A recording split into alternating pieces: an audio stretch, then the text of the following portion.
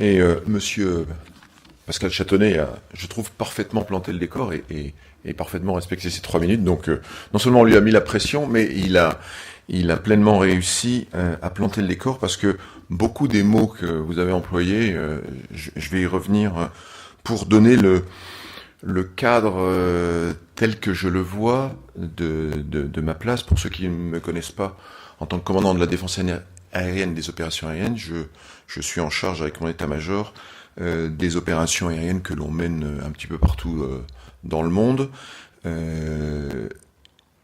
Et notamment en ce moment, j'y ferai référence plusieurs fois au Mali, puisque cette opération nationale, pour la première fois, on en conduit une bonne partie, ou on en commande une bonne partie, bien sûr sous l'égide du chef d'état-major des armées, mais depuis Lyon, mais j'y reviendrai un petit peu. D'abord, je voulais souligner cette initiative que je connais depuis peu, bien que connaissant assez bien ce domaine, cette initiative de réunion des universitaires, des PME, des industriels et des militaires, et cette initiative de faire ce séminaire, donc je la salue, et depuis que j'en ai pris connaissance pour préparer cette intervention, eh bien, je me félicite et je félicite les initiateurs qui, sous la véranda, comme ça vient d'être souligné, ont eu une excellente démarche et j'espère qu'elle va être fructueuse. En tout cas, on est là pour ça et je suis ravi d'y participer et d'ouvrir ces débats. Donc, évoquer la LI devant vous, même si pour la plupart vous êtes beaucoup plus compétents que moi, c'est un véritable plaisir. J'ai eu par le passé assez récent, la chance de mettre sur pied et de présider le comité exécutif de l'appui aérien. Et j'avais pu y constater les différences d'approche dans la compréhension des problématiques et des réponses à y apporter entre notamment le personnel des différentes armées. J'ai gardé de ce comité exécutif le goût et le désir de faire converger les visions des uns et des autres vers un même objectif, pour ainsi améliorer notre engagement opérationnel. Les opérations aériennes que nous avons conduites au Mali cette année m'ont encore montré ce besoin de convergence et de recherche d'une plus grande efficacité. Et l'AELI permet bien d'atteindre cet objectif. Ce domaine plaide pour un dialogue et un rapprochement des logiques de composantes et donc de milieux. En effet, le niveau opératif cherche à conjuguer les effets des différentes composantes en les coordonnant dans le temps et dans l'espace. L'AELI, c'est tel que je le vois et le conçois, l'AELI va chercher à synchroniser l'action d'acteurs issus de différentes composantes à un moment donné, dans un volume donné, sous une seule autorité tactique, pour atteindre un objectif opérationnel unique. Dans cet espace de bataille que l'on qualifie de différents termes et que l'on appelle souvent bulle tactique, qui peut être aéroterrestre, mais qui, je le rappelle, même si c'est pas le thème du séminaire, qui peut être aussi aéromaritime. Dans cette bulle, dans cet espace de bataille, l'ensemble des acteurs doit parler une même langue, échanger des informations selon les mêmes protocoles et standards, sur des systèmes de visualisation communs. C'est exactement ce que nous avons tenté de mettre en place au Mali cette année, au sein de la composante terrestre, au travers de ce qu'on appelle un AOCC, bien connecté au centre de conduite des opérations aériennes, qu'on appelle dans le jargon anglo-saxon un CAOC. Sans faire preuve de trop d'angélisme, je pense pouvoir dire que nous avons réellement progressé, plus que nous ne l'avons jamais fait, sans doute pour deux facteurs. D'abord parce que, à la différence des exercices que l'on joue généralement, eh bien nous avons pu nous inscrire dans la durée de cette opération, avec les mêmes acteurs, mais aussi parce que la technologie nous y a aidés. Le déploiement de ce qu'on appelle un CMD 3D, un centre de management dans la dimension, dans la troisième dimension, associé à un réseau L16, donc un réseau de liaison de données, y a largement contribué. Au cœur de ce système, les acteurs terre et air bénéficient d'une capacité de fusionner les données provenant de différents capteurs et systèmes pour partager une situation et synchroniser l'action des différents moyens, chasseurs, hélicoptères, artillerie, aviation de transport, drones, ISR. La liste n'est pas exhaustive. Nous n'en sommes qu'au début, mais si nous savons capitaliser le retour d'expérience, nous ferons une grande avancée au plan doctrinal et technologique, mais aussi qu'il faudra concrétiser lors de nos exercices et nos phases d'entraînement. Car le besoin vient bien du terrain, et depuis des années, c'est bien cette expérience de terrain qui nous a permis de progresser. Depuis les Balkans dans les années 90 jusqu'au Mali, l'appui aérien n'a cessé d'être au centre de nos actions. L'arme aérienne y vient en soutien des éléments engagés à terre par l'appui aérien, plus communément appelé CAS pour Close Air Support, qu'il s'agisse d'appui feu, d'appui renseignement, d'appui transport, d'appui guerre électronique.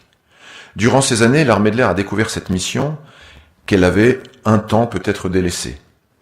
Si aujourd'hui elle a pu atteindre le niveau qui est le sien, c'est en grande partie grâce à l'action dynamique, pragmatique, mais aussi prospective des forces spéciales air, et parmi elles, dans un premier temps, du CPA-10, allié il y a quelques années aux escadrons de Mirage 2000D, puis plus tard du Poitou et d'autres CPA. Mais cette action, ils l'ont menée, comme je viens de le souligner, mais avec les autres composantes au travers de ce COEX appui aérien, d'exercices divers et variés, et aussi en opération. Je reviens aux forces spéciales air, qui sont quand même, il faut leur rendre un peu honneur, puisqu'ils sont à l'origine de notre présence aujourd'hui. Donc en effet, grâce à leur engagement en Afghanistan, dès 2001, mais plus spécialement avec l'ensemble des forces spéciales, à partir de 2003, le général Gavière s'en souvient bien, il pourra vous expliquer pourquoi vous aviez été engagé à cette époque. Les forces spéciales air ont engagé une vraie réflexion sur le soutien que des forces terrestres, je dis bien des forces terrestres, pas uniquement des forces spéciales, pouvaient apporter à la manœuvre aérienne. En fait, ils ont à ce moment-là inversé le processus. Le CAS, c'était l'appui de l'arme aérienne aux forces terrestres, et là, ils ont un petit peu renversé la réflexion. C'est sur ce théâtre afghan qu'ont véritablement été développés, à partir des techniques initialement réservées à l'appui aérien, au CAS, l'emploi des forces terrestres pour des actions dans la profondeur, et c'était ce concept Odessa. Ainsi, les contrôleurs avancés, les FAC, héliportés ou largués à très haute altitude et longue distance, pouvaient ainsi procéder au plus près à l'étude des objectifs, l'élaboration du renseignement, la transmission de l'ensemble de ces informations nécessaires, donc par satellite, à l'action des forces aériennes pour que les avions puissent préparer leur frappe. Pour ce faire, des outils ont été développés. Ils apportent ainsi aujourd'hui toute leur plus-value dans les missions de frappe dans la profondeur, que l'on appelle Ground Assisted Air Interdiction. Par retour, certains de ces outils ont apporté une véritable plus-value en CAS. On parle désormais d'appui aérien numérisé ou d'ACAS. Le dialogue entre le FAC et l'équipage ne se fait ainsi plus seulement à la voix, mais par échange de données et surtout un échange de visions plus consolidées. Ainsi, la dynamique est-elle née de votre recherche permanente d'optimisation de l'emploi de l'arme aérienne dans une bataille aéroterrestre, afin que les atouts qu'elle apporte en termes de réactivité, de fulgurance et de puissance ne soient pas inhibés par des procédures ou des processus inadaptés. Dans cette réflexion, vous, les forces spéciales air, vous n'avez cessé de progresser dans la recherche de solutions nouvelles pour améliorer dans un premier temps votre action lors des opérations spéciales, mais tout en continuant à faire profiter les composantes air et terre de vos avancées, notamment dans le domaine doctrinal, mais aussi et surtout technologique. C'est la raison de notre présence ici. En effet, si la LI emprunte au CAS, elle va beaucoup plus loin dans sa conception. Elle cherche à connecter, dans une même bulle tactique, tous les acteurs aériens et terrestres, afin de raccourcir au maximum le temps qui s'écoule entre la détection d'une information, son traitement, son interprétation, sa vérification et son intégration dans les systèmes d'armes des différents acteurs. La LI permet ainsi de décupler les fondamentaux choc, feu et manœuvre. Pour ce faire, vous avez développé des outils permettant d'automatiser certaines tâches, de fusionner les informations provenant des capteurs les plus diverses, tout en les miniaturisant, afin de permettre aux facs de présenter la solution la plus aboutie en termes de décision à l'échelon supérieur, soit directement au CAOC ou à la OCC lorsqu'il y en a un, voire même, dans certains cas, à rendre ce fac capable de se voir déléguer bon nombre de décisions, j'y reviendrai. Non seulement vous avez réfléchi à ce qui pourrait permettre de faciliter le travail du C2, le commandement et le contrôle, en accélérant toujours la boucle OODA, mais en plus, vous avez été jusqu'à imaginer être dans certains cas cette capacité C2. Car vous n'avez jamais perdu la finalité, avoir un temps d'avance sur l'adversaire, même et surtout sous forte contrainte temporelle. Vous l'avez traduit par des outils légers, en fonction cognitive avancée et aisée d'emploi. Vous m'en avez fait une superbe démonstration mercredi soir au sein de notre CAOC, notre centre de conduite des opérations aériennes à Lyon. Alors bien évidemment, ce concept AELI doit être ancré dans la réalité des opérations.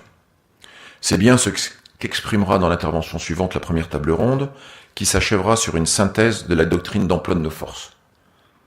La technologie vient ensuite, et c'est ce que proposeront les tables rondes de l'après-midi, mêlant enjeux techniques et industriels, civils et militaires, et dressant un état de l'art en termes d'AELI. À ce titre, je souhaite vous éclairer sur les grandes orientations de l'armée de l'air en termes de commandement et de conduite des opérations aériennes. Chaque fois que nous le pourrons, nous conduirons des opérations aériennes qui nous seront confiées à partir de notre centre de commandement des opérations aériennes de Lyon-Montverdun. Nous devrons nous appuyer sur des structures au plus près du terrain, comme des AOCC, insérés dans des composants de terre ou maritimes, eux-mêmes en liaison et assurant une autorité sur des contrôleurs tactiques avancés et tous ces spécialistes que vous connaissez au sein de ces composantes. Avec tous ces acteurs, nous devrons partager des situations communes. Des situations communes, quand je dis situations communes, vous comprenez bien des situations communes de l'ensemble de la bataille aéroterrestre. Cela doit, à mon sens, guider votre réflexion en intégrant l'évolution des outils de notre C2, notamment l'arrivée des nouveaux outils de l'OTAN, qu'on appelle d'un nom barbare de l'ACCS, et donc de penser à cette standardisation OTAN qui est vraiment au cœur de nos opérations. Je plaide donc pour une communauté d'outils, indépendamment de leur taille, afin qu'ils soient réellement employés en opération, et pas seulement en exercice. Si je dis cela, c'est afin que dans la réflexion que vous ayez, vous mettiez en place des outils qui soient totalement interopérables avec ce que je viens de vous présenter. En effet, l'accélération du tempo et donc de la boucle OODA nécessite que dans bien des cas, une délégation puisse être donnée au niveau les plus bas. Je crois que c'est ce que vous visez pour accélérer cette boucle. Et quand je dis le niveau le plus bas, eh bien ça peut être un FAC, ça peut être un AOCC. Mais pour qu'il y ait cette délégation, il faut qu'il y ait une véritable confiance du niveau supérieur. Et pour qu'il y ait cette confiance, il faut qu'il y ait un partage commun de la situation. Partage commun entre les différents niveaux, qu'ils soient tactiques, opératifs, même stratégiques. Et ça, moi, dans le métier qui est le mien, je peux vous dire qu'on le vérifie à chaque fois. À chaque fois que l'on peut partager sur une situation commune, même avec le niveau stratégique, eh bien, il y a une véritable confiance qui s'établit, et à ce moment-là, chacun reste à son niveau. Pensez-y réellement dans vos réflexions. L'AELI doit s'inscrire dans un paysage géopolitique transformé, avec des théâtres d'opérations mouvants, multipliant les risques d'exposition des populations civiles, engendrant ainsi un besoin de coordination et de précision chaque jour accru. C'est la situation que nous avons rencontrée en Afghanistan pendant plus de 10 ans, et certains ici dans la salle en parleront bien mieux que moi, et celle que nous vivons au Mali depuis le mois de mars, où la diminution apparente de l'intensité des combats s'accompagne de difficultés de discrimination chaque jour plus prégnantes entre forces insurgées et forces africaines de stabilisation.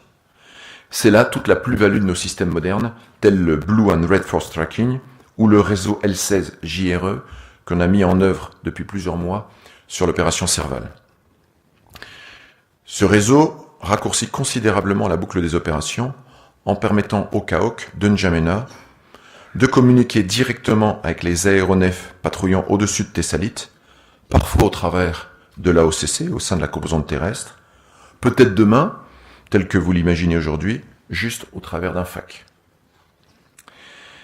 L'AELI est un domaine hautement technologique et dont la progression est évidemment inéluctable. Les TIC envahissent tous les domaines de la vie courante et induisent un changement de nature des pratiques et objets qu'elles colonisent. Ils sont d'ailleurs aussi à la portée de nos ennemis qui, on l'a vu notamment au Mali, modifient leur comportement. Conserver l'avance technologique que nous avons est donc indispensable. Les forces spéciales, notamment les forces spéciales air, ont compris depuis longtemps que la captation, le traitement et la diffusion de l'information sous toutes ses formes à destination de tous les terrains d'opération et de manière interopérable avec les forces alliées, notamment OTAN, était la clé pour augmenter le rendement du vecteur aérien. L'exercice BallQuest aux États-Unis, pas plus tard que le mois dernier, et certains dans la salle y ont participé, vous pourrez leur poser des questions, ont encore démontré toute la plus-value de ces techniques efficaces, mais aussi la difficulté à s'appuyer sur une doctrine claire et commune, et des équipements totalement compatibles entre eux. Lors de cet exercice, la France avait déployé 2 Mirage 2000D, 3 équipes TACPI, donc les équipes de contrôleurs avancés, une de l'armée de terre, une de l'armée de l'air, une des forces spéciales. Un Tactical Operations Center intégrant les éléments C2 des chaînes d'appui, CAS et artillerie, les moyens d'information simulant une brigade terrestre et des outils de gestion et de diffusion du Friendly Force Tracking. Les scénarios ont confirmé toute la pertinence du concept d'ACAS, donc Digital Aid CAS, à tel point que l'US Joint Force Command oriente désormais ses travaux vers la Digitally Aided Joint Fires. Les séquences numérisées évitent les erreurs de désignation d'objectifs, facilitent les échanges entre les observateurs, les centres C2 et les effecteurs, sécurisent les prises de décision et réduisent considérablement la durée de ce qu'on appelle dans notre jargon encore la kill chain, donc la chaîne d'engagement. À titre d'exemple, le délai entre la détection d'un tir réel d'un canon américain par un radar norvégien de contre-batterie et l'ordre d'engagement de la batterie US par un aéronef a été réalisé en 20 secondes. Cette durée intègre la localisation de la batterie par le radar norvégien, l'analyse de la position de l'objectif et des forces amies, la transmission de la demande de tir de façon numérisée à travers la chaîne C2 jusqu'aux équipages US et français. La batterie est immédiatement traitée, le temps pour le chasseur de placer la cible dans son domaine de tir. Les équipements français ont au final démontré une très bonne compatibilité entre eux, ainsi qu'une excellente interopérabilité avec la plupart des systèmes alliés. La France, à l'inverse d'autres pays participants, s'est d'ailleurs illustrée par sa réactivité à reconfigurer ses systèmes et à les rendre interopérables avec les normes utilisées à BallQuest. Il faut s'en féliciter et tout faire pour poursuivre dans cette voie. Et donc je crois que ce petit débriefing de l'exercice sur lequel certains pourront revenir est tout à votre honneur, puisque je sais que sur cet exercice, certains des outils mis en place proviennent directement de vos réflexions et de vos PME. Bien sûr, l'AELI est soumise à de sérieuses contraintes économiques dans le contexte budgétaire que nous connaissons tous. La réduction de la commande publique impose aux industriels une ouverture accrue au marché extérieur. Pour autant, un pacte défense PME doit limiter les ventes sur étagère de matériel sensible pour les intérêts vitaux de la France. Je ne doute pas que ce séminaire tirera la réflexion des uns et des autres vers des solutions innovantes pour s'affranchir des limites doctrinales, technologiques ou financières. J'appelle surtout votre attention, et je reviens à ce que je vous disais tout à l'heure, sur l'absolue nécessité qu'il y a de garder une cohérence d'ensemble. Il ne servirait à rien que vous soyez capable d'accélérer la boucle OODA sur le terrain si la décision d'engagement qui devait être prise au niveau supérieur ne pouvait l'être par défaut de partage de la situation.